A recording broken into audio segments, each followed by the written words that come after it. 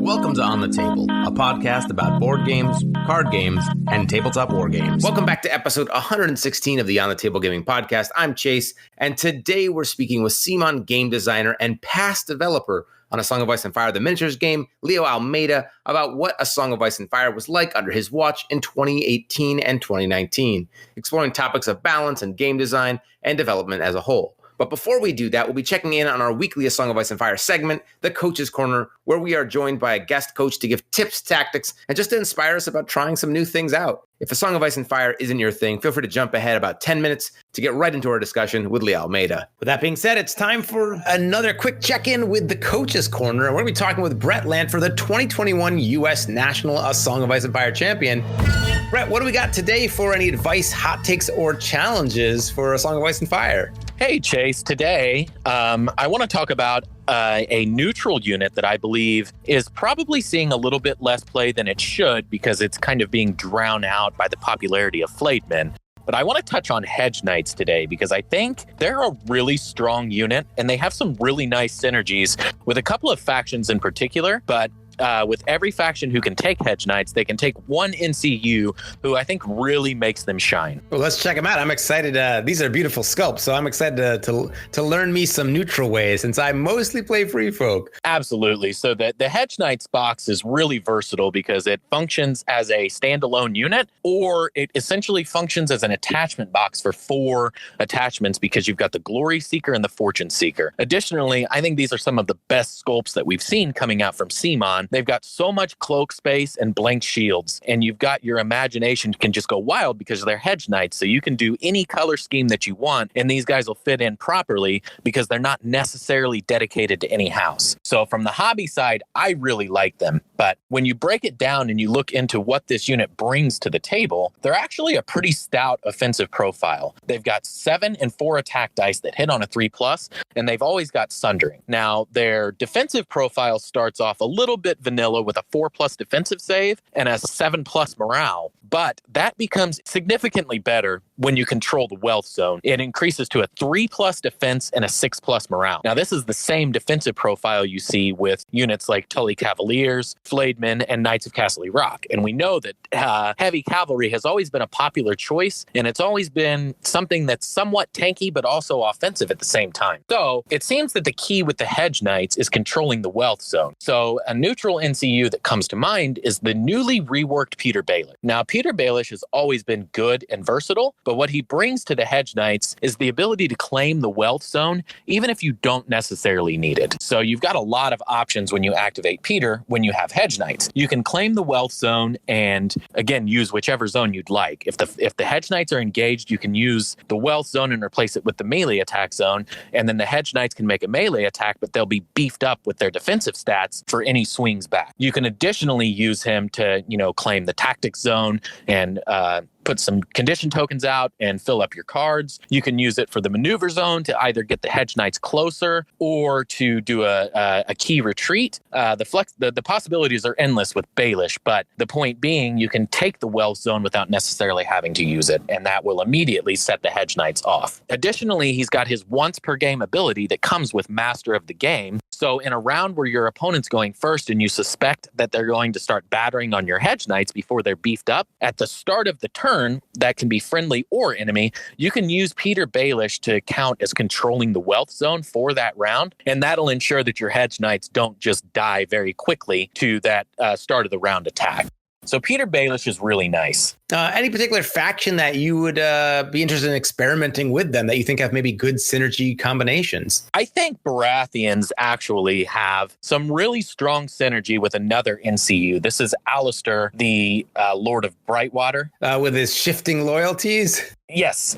So Alistair Florent, the Lord of Brightwater, has an ability that's kind of similar to Peter Baelish, but it's just different enough that these two work together so well when you're bringing Hedge Knights to the table. Alistair allows you, when he activates, you can remove one of his order tokens. After he claims the zone on the board and resolves that effect, you can swap him to a different spot on the tactics board, even displacing another NCU and placing them on the zone that Alistair claimed. So the wealth zone is always a popular zone, particularly if your opponent's running something like Hedge Knights themselves. So you can essentially use Peter Baelish every round that you go first to take the wealth zone for yourself and then use either the wealth zone or a different effect. But on the turns where they want to take the wealth zone, you can simply activate Alistair and then move their NCU off of the wealth zone. And essentially between Peter Baelish's Master of the Game and Alistair's 3 order tokens, you should have control of the wealth zone the entire game. This becomes phenomenal for Hedge Knights because their point cost is 7, and this is considering that some of the time, at least half of the time, they expect that the Hedge Knights won't have that stout defensive profile. This is kind of a way of circumventing that and ensuring that your Hedge Knights are always offensive and defensive. And you can really build lists around that unit of Hedge Knights and those 2 NCUs. It's 15 points out of your list, but that's a really good centerpiece to have in the list because you're freeing yourself up from a point that you would have had to spend on Champions of the Stag or Flayed Men. I call it a little bit of a budget build, but oftentimes you're just needing that sundering to get through some of the more heavily armored targets, and Hedge Knights can fill that role really, really nicely. Now, we try to keep these somewhat short so people can maybe get inspired, go try some things out, try a different tactic. But if they're not a Baratheon player, what might be some other interesting synergies or just people to have in the back of your mind that they might synergize well in other factions? Yeah, there's definitely some other synergies that exist. You've got Tyrion Lannister, and he's got the tactics card False Agenda. Now, this is similar to Alistair Florent, but again, it's just subtly different enough that it's different and it works well. False Agenda can force the opponent to move to a different unclaimed zone after they resolve the effect of the zone of choice. So if they're claiming the wealth zone to keep it from you or to use it for themselves, you can play this card and then you can remove them from the wealth zone and place them on a different zone. And then that frees up the wealth zone for you to take with your next activation. There's a little bit of similarity there. What about with like the neutral faction? And like if they're playing, on your home court here, what's a good synergy within that list? Roose Bolton, the Leech Lord, can play Whispered Threats. Now, this one doesn't force them off of a zone like some of the other, NCUs that we've discussed. But what it can do is it punishes that NCU for claiming a zone that round. So if they're really wanting to claim the wealth zone to take that away from you, you'll be able to place a panicked and vulnerable token out on their combat units after they resolve the zone's effects. So you're essentially just punishing them because they chose to place an NCU on the board. Now, those vulnerable and panic tokens can come in really handily for you, to help you push some of that damage that you need to get through. Additionally, Dario Naharis, the Stormcrow captain, has a card Sellsword Negotiations. This allows him to control the wealth zone for the round. And it's similar to Master of the Game because it can be the key to fortifying those Hedge Knights for a round, or 2 if you're lucky enough to draw both of those cards. It can also remove some of your obligation. If you don't really need to use the wealth zone and you'd rather use Peter Baelish for something else, you can secure the zone just by playing that card. Oh man, there's a lot to take in there, but I'm excited to try these out. As I start to dabble with some non-free folk lists, I'm going to start trying to work Hedge Knights in certainly more. Like you said, I love this. They are fantastic. Mine, unfortunately, have not yet been painted up, but I think I might try and see if I can borrow some of my buddy Josh's Baratheons and try them out first in there. I think that initial combo you mentioned with Peter and Alistair Florent, that sounds pretty amazing. Yeah, it's really good, and it has a lot of flexibility. You can also end up using Alistair to claim the combat zone, which is an equally popular zone. And when you claim the combat zone with the Hedge Knights, each time they make a melee attack, the defender becomes vulnerable. So you can really, really juice these guys up if you control both of these zones. And I think Alistair and Peter Baelish can get you there. So if you're listening, head on over to songoficefirebuilder.com, make some lists using your Hedge Knights and share them with us. Let us know what you think and how this works out for you. Maybe you've got some other additional cool combos or supporting pieces you like to use with your Hedge Knights. We'd love to hear about it. Brett, thanks so much for coaching us through some of this. I'm excited to see what people come up with. Absolutely. All right, now I'm really excited for our next guest. Today we're joined by CMON Game Designer Leo Almeida, designer of games like Masters of the Universe, Clash for Eternia, Starcadia Quest, among several others. He's also been a developer on a number of games, including a lead developer role on Bloodborne, one of my personal favorites. And you might have seen some of his work as a developer on Zombicide, Green Horde, Rising Sun, Ankh. But today we're most interested in his role as the original developer on a Song of Ice and Fire the Miniatures game. Leo, thanks so much for coming on the podcast. Thanks for inviting me. I'm glad to hear you like Bloodborne also. I did not know that. Oh my gosh, yeah. So I've got a chance to talk to you a little bit because of Masters of the Universe Clash of Eternia, but I'm excited to kind of pick your brain about the early days of a Song of Ice and Fire the Miniatures game. Yeah, how did you first get involved with a Song of Ice and Fire the Miniatures game? Well, so ever since I joined CMON in 2017, Michael was already working at the game, playing around with miniatures, the tactics board, and several other aspects of the game, which were still like very unpolished, but already we could see the skeleton of what would become a great miniature game. Particularly before Song, I didn't have much like contact with other miniatures, but once Fabio Tola, which was the lead developer of the core box, asked me to help him out as I had a good previous like contact with lifestyle games and competitive strategy games. I started studying a lot. Fabio introduced me to a couple miniature games. I went to his club also. So yeah, and that's how I actually first came to know that the game existed and working on it. That Michael was here in Brazil and he showed me the game. I played a couple times and then I started working on it with Fabio Tola. Okay. So in the beginning, you were primarily working with Fabio and Michael, but this is like you didn't work a lot with Eric at this point. Yeah. Well, Eric influenced in the game. It was more as a vision part. I guess he had a lot of impact, but at the time he was a director of game design, so he wasn't very close to the game, like every stage of it. So he was more about the vision and how the game felt and stuff. So yeah, my work was more closely to Fabio Tola and Michael. Were you a fan of the Game of Thrones series? Like, had you experienced the books or seen the show? Yeah, the series very much so. I started reading the books after I was working on it because the licenses of the book. Yep.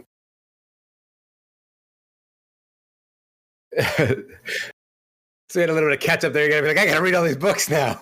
Yeah, I mean, it was very pleasant, actually. Have you ever had a game you were working on where you weren't as big a fan of like the lore, the backstory? Like, what's the backstory on one of your other games like Sugar Blast? Is there a complicated story behind all that? Well, Sugar Blast, my first ever lead role, so I can't be like that. But I guess historically, for the games I've played and from the majority of it, I don't care much about lore and history, story and stuff. After starting working on it, I pay attention so it is like loyal to its original IP. But particularly for me, I don't care much about what story on games look like when playing it. But for Game of Thrones and like Munchkin and other game I have worked on, it was very important for me because I needed that the players that felt like we're buying the game or wanted to have the feel of any of the IPs that they were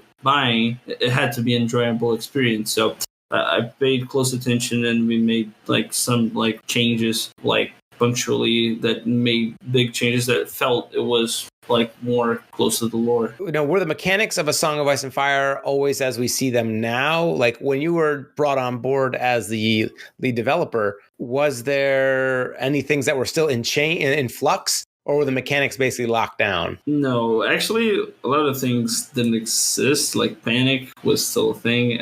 I know it changed a lot after also I got my hands off the game. But a lot has changed. Like March, Pivot was actually a big change. Also, Retreat. A lot of these were very simple before, and you say that the march was different. You mean it wasn't just like double move and a pivot? March was the one that changed it the less, to be honest. But Retreat was different. You had to like get Panic and suffered penalties. Also, interesting. Yeah, it was also based on who you were like. What's retreating from?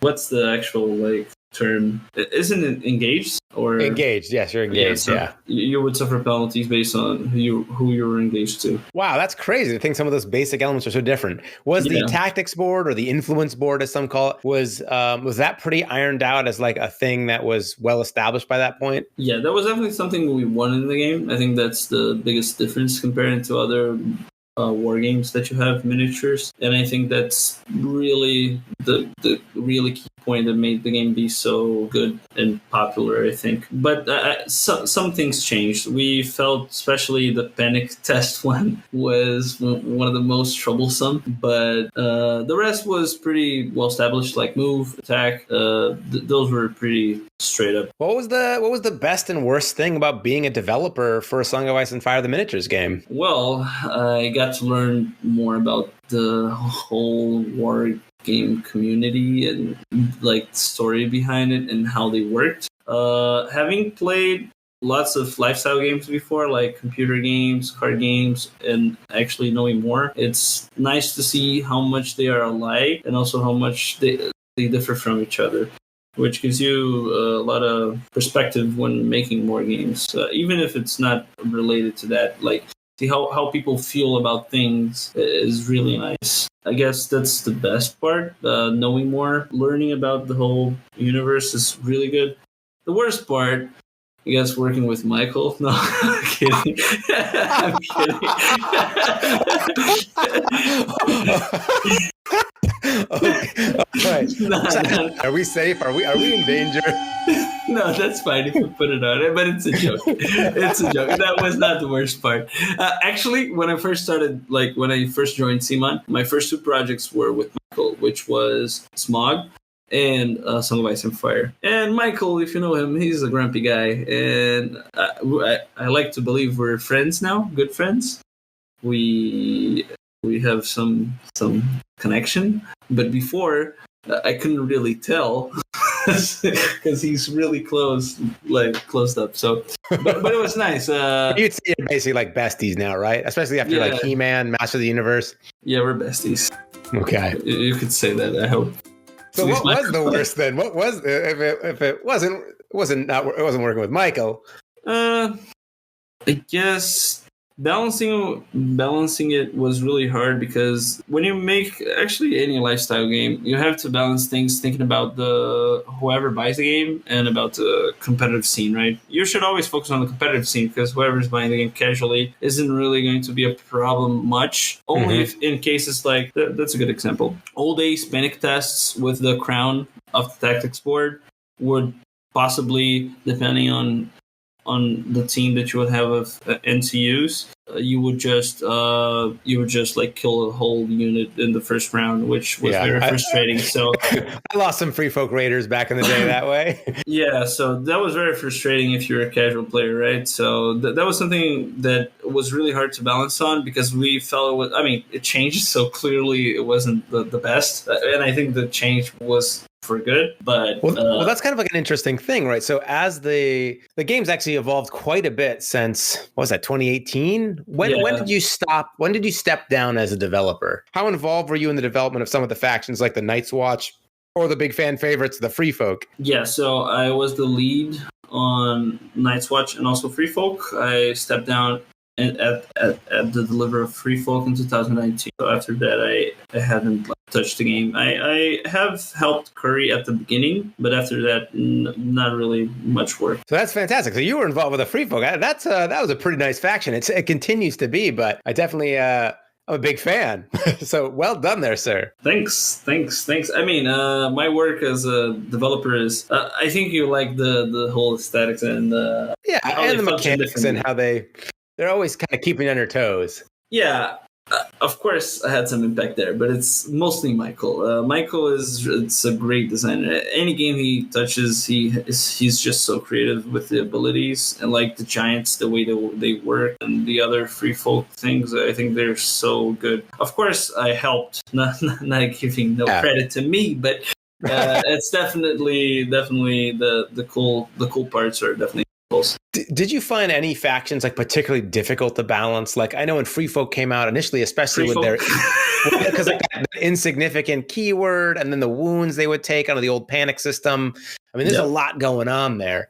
Was that particularly challenging? Yeah, Free Folk was hard. Also, Lannister. Stark was definitely the easiest one. Lannister was kind of hard at the beginning because of the panic test, the way it worked, and also Cersei. But the hardest one definitely be Free Folk because of the panic tests, and also like since we didn't have many factions back then, the way that they would match would really differ. So like matchup wise, so against Lannisters, it wasn't really a fair matchup, which was really hard to think of because I didn't like the idea of having like 4 factions and one of the matchups is just so unbalanced. So interesting. So, one of the things that's happened since you stepped down as developer is the game's evolved in a lot of ways. So things like panic tests have gone from, the 2d6 and then you take the difference in wounds to initially a D3 plus 1. And now if you fail a panic test, you just take a straight D3 wounds. Yeah. Do you see that as does that make sense then? Like, so as you have more room to balance now because it's a smaller variable. Do you see kind of maybe some of these mechanics taking in a way that makes it actually easier for people like Fabio or Michael to kind of balance the game? Yeah, I think so.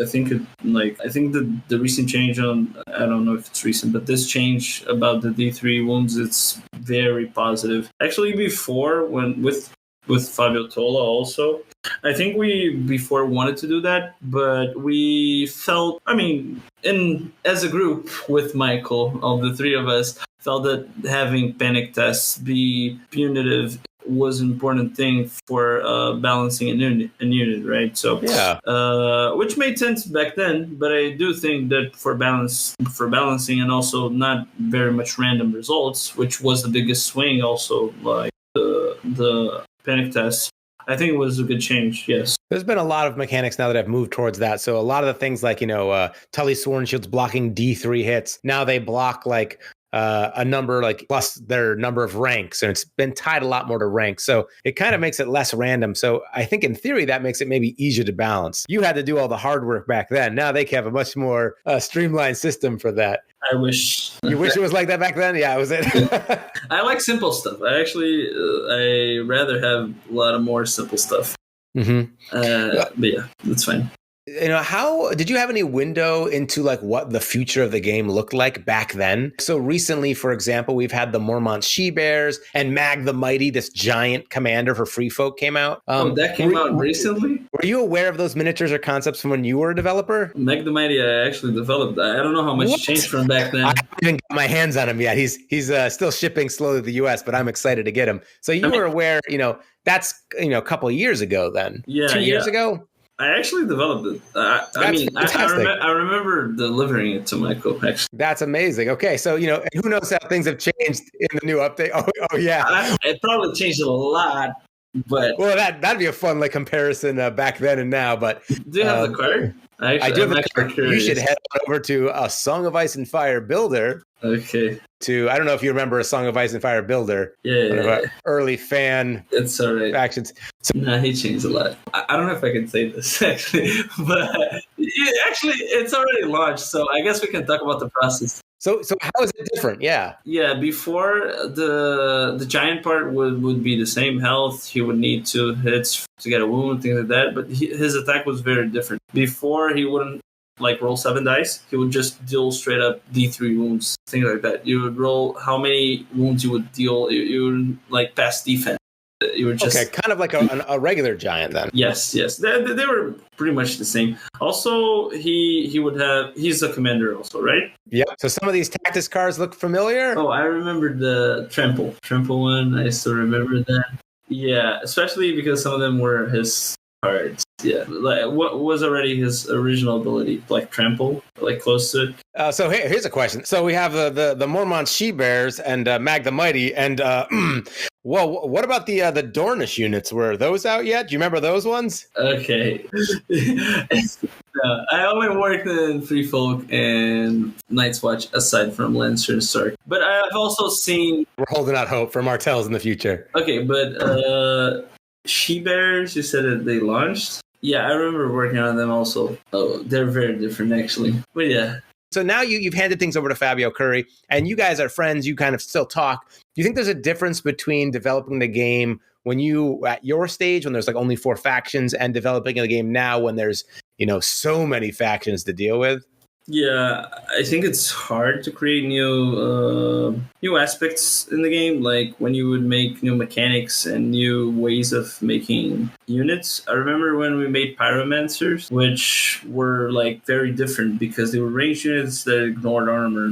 How would you balance that? And those were really hard to do. And I think that every time we get a new mechanic, especially with the number of mechanics that the game already has, it's definitely really hard. But yeah, I guess also in the beginning, because of that, creating new units as a stand, like alone, like comparing them to each other to see if they're balanced and see how they would function in gameplay is really hard. So, and again, like if you would change a whole core aspect of the game, like panic tests, that would also put everything in jeopardy, right? Like you would have to balance everything out again. So we're actually coming off of the 2021 update, which was like they went through and retooled every unit. So it was like a Herculean effort to kind of bring things into a new era. And we're moving forward from there, it seems. So there's been a lot of work, but you laid a lot of the groundwork, and tip of the hat to you, sir, for your free folk work, especially. I've been playing for I played Lannisters for a little bit out of the starter set until the free folk came out. And then I've been playing them ever since. So I've had a lot of fun times and experiences with some of the stuff you worked on. So much appreciated. I like free folk a lot. I try to do swarm, not enough, even trays for us to play with, because I was trying to make like a Zerg army. Yeah. Oh, man. Well, I don't know if you're aware. So December 4th. Did those still work? Now they're a little bit different. The free folk aren't quite as much of a horde army per se, as they are more of you can like move abilities from attachments around. So you're still trying to gang up, but it's kind of more about the attachments. Each free folk raider now has adaptive. So you put an attachment in there and its points cost is reduced by 1. Oh, cool. So you try and, get a unit, and then you can have tactics cards that you share the abilities between units. Wait.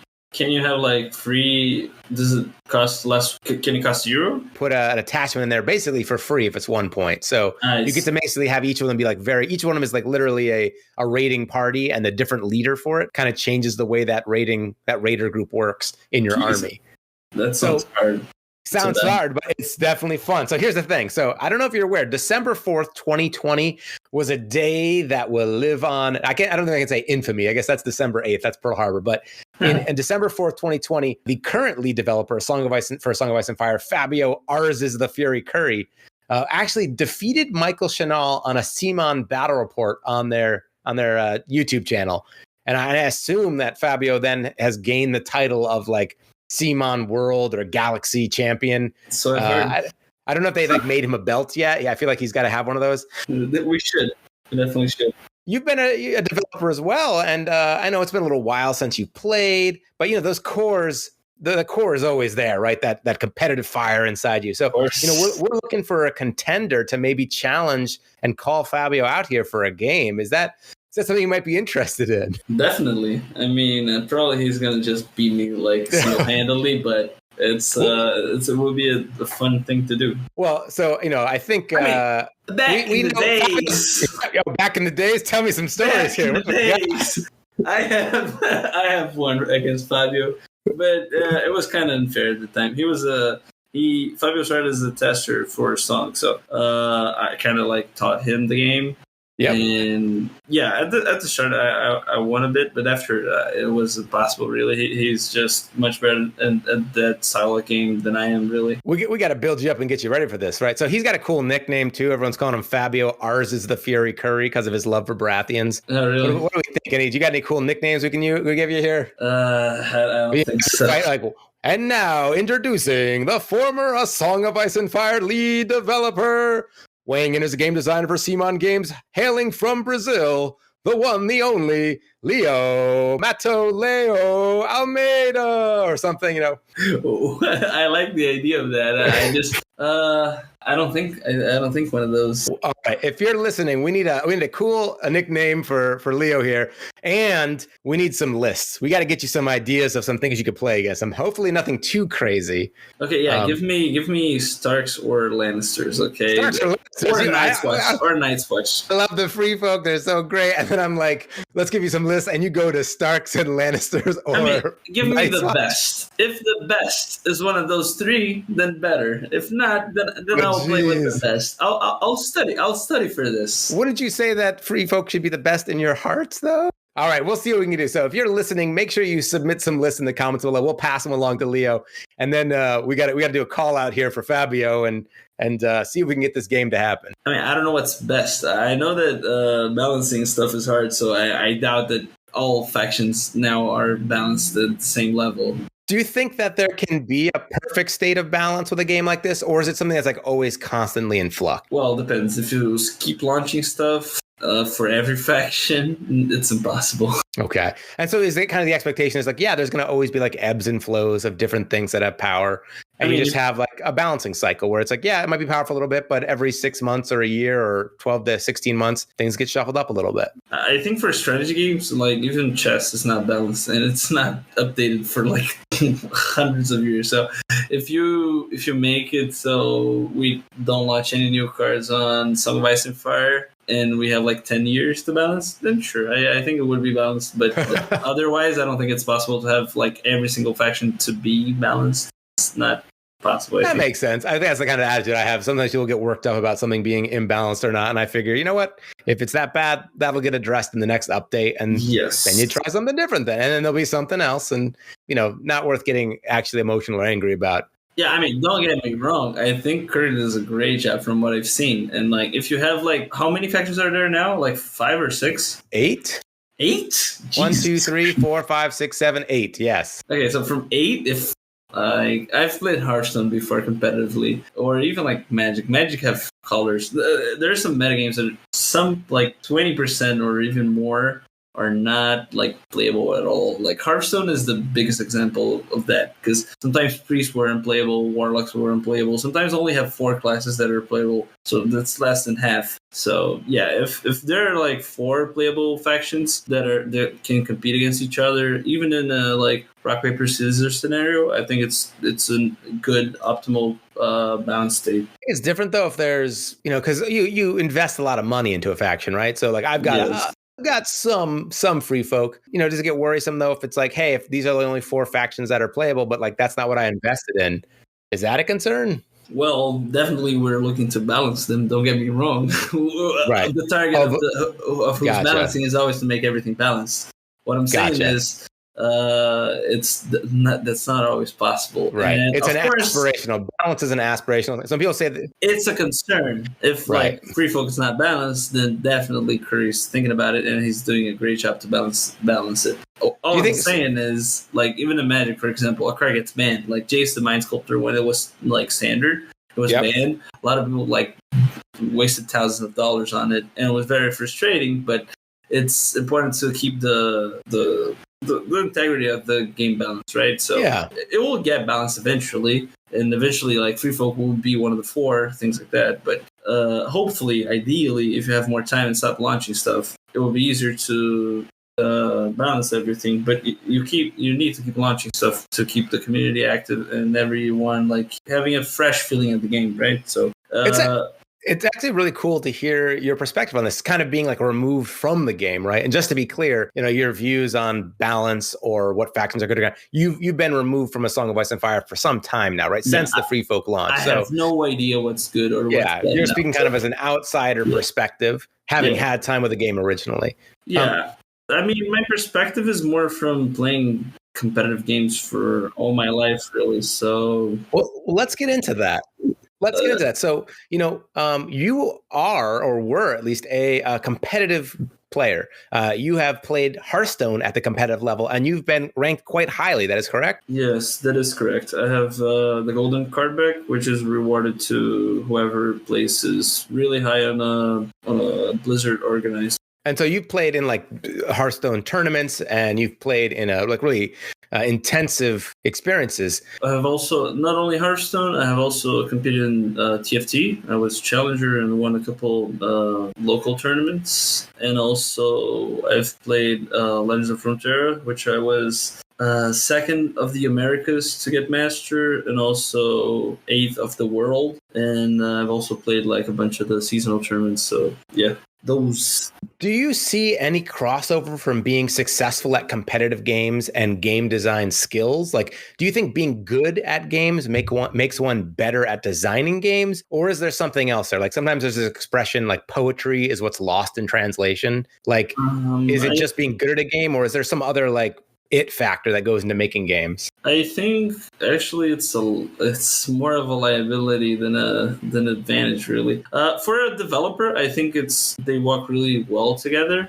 For a game designer, it was for me a transition that it was a little hard because my focus as a professional player, you always try to get the best out of it. You try to min-max stuff and try to figure it out with what you have. Being a game designer, I think one of the best qualities of a game designer is being creative problem solving.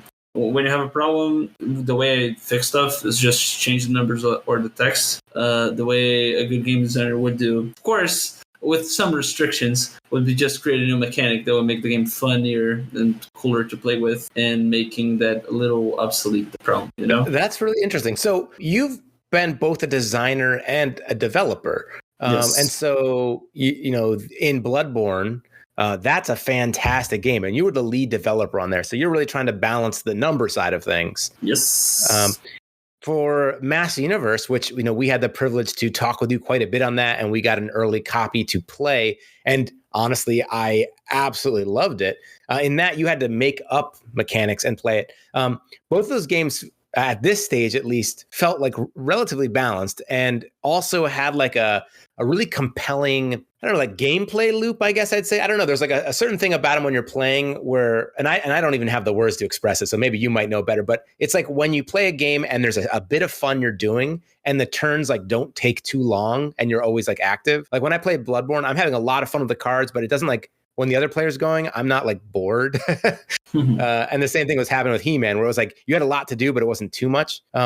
You know, how are those two experiences so different when you're playing? Like, you know, you're making Bloodborne, working on Master Universe. Well, a couple of things are more based on also platform. Like if you're working on tabletop games, like board games specifically, the way for especially downtime, as you're mentioning it, is something that you would have to keep an eye on. So for Masters of the Universe and Bloodborne, since it's a cooperative game, you don't have really that much downtime, even though you're not playing your turn. Having fast turns really helps, but definitely having new information coming in all the time, and the action of your partners having influence in your gameplay makes you more entwined in the game, and you're paying attention all the time because it matters. For other games, like, for example, well, I don't want to call out names, but let's say competitive games that the turns might be difficult, or you have to think a lot, and the information doesn't change very much from your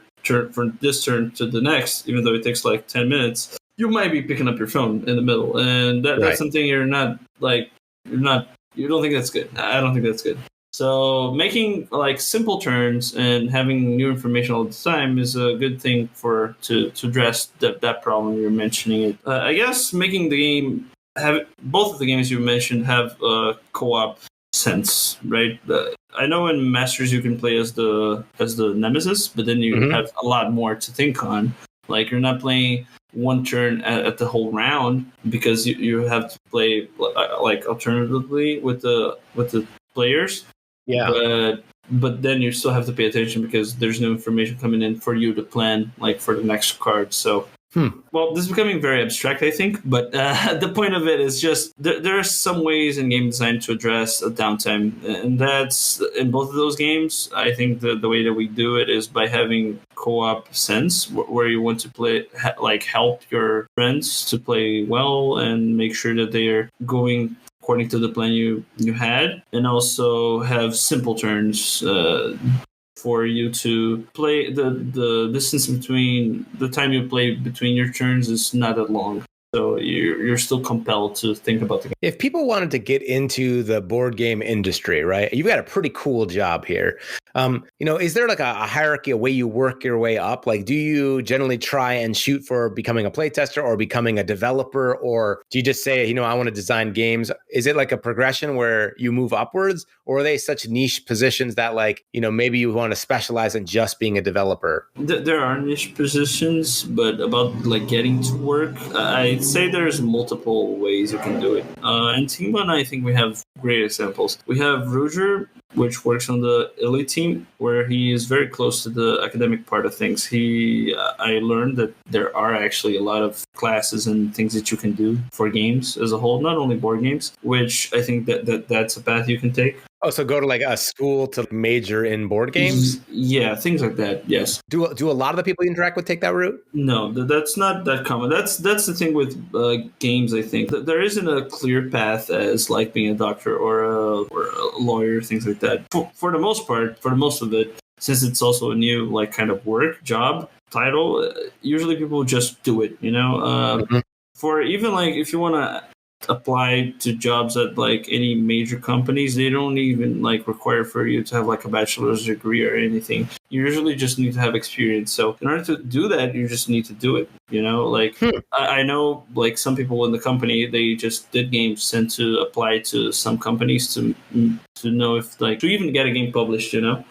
Yeah. Like you have Jordy, who works at CMON. He was nominated for a Kinderspiel with cartographers, and he was just a freelancer designer before entering CMON. So he just did games and sent to some companies to see if they wanted to publish his game. So I think that's the most common way, really, from the ones from people I know. But there are also ways like Fabio, for example, which was a playtester in an established company like CMON, and then he got up and become a developer, and now is where he is. But also, Fabio might have even worked at like Ubisoft, or he's had a history in like other games, essentially. Yeah. Yes, definitely in the same world helps, definitely.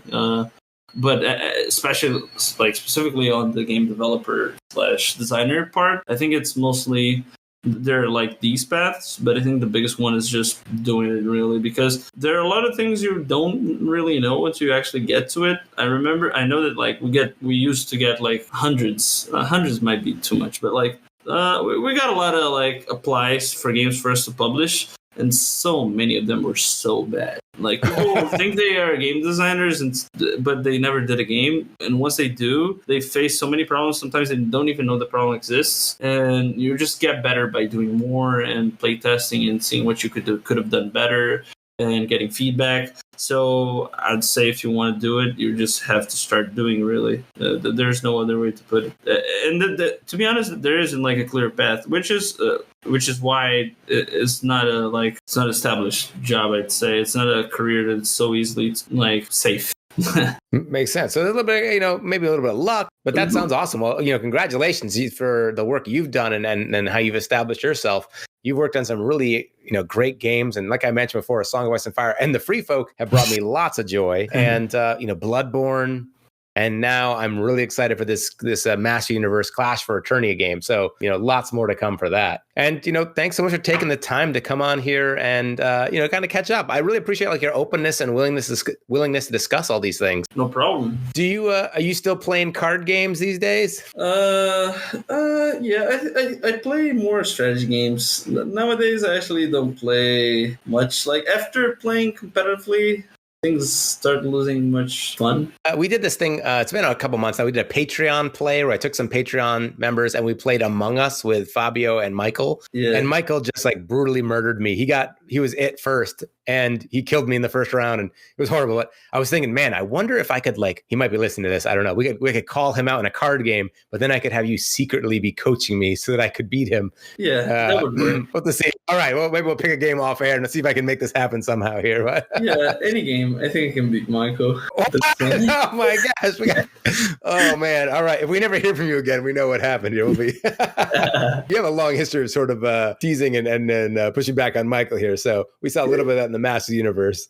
Yeah. I'm glad you're keeping him on his toes here. Yeah. I mean, I'm not Fabio on song, but Keep an eye on me, bro. Oh, there we go.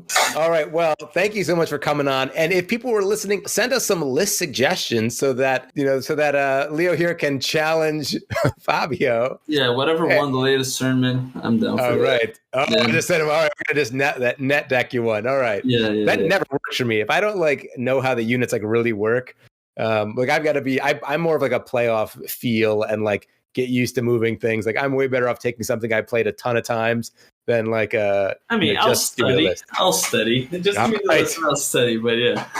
All right, we'll get those lists coming in. And thanks so much for coming on. And in the meantime, I hope you get your miniatures on the table.